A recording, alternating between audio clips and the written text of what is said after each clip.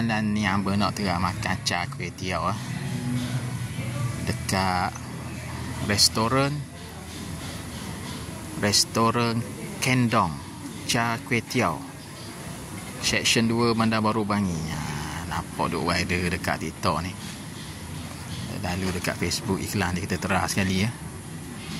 Char kuih tiaw restoran Kendong Bukit Mahkota, Kendong CKT Bukit Mahkota. Dia terang sekali setara mana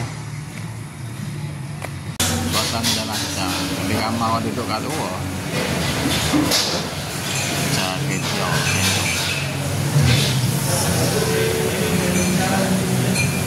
Baik, nampak masuk dia.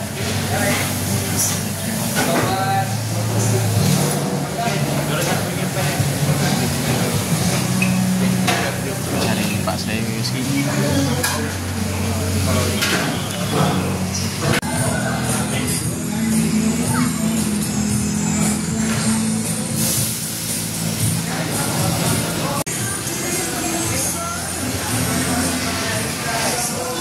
Barang yang order dah sampai.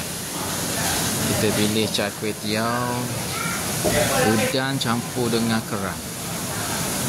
Set udang campur dengan kerang dengan air apple.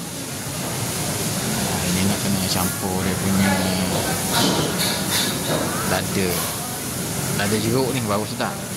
Beres. Kita nak start makan. Okey.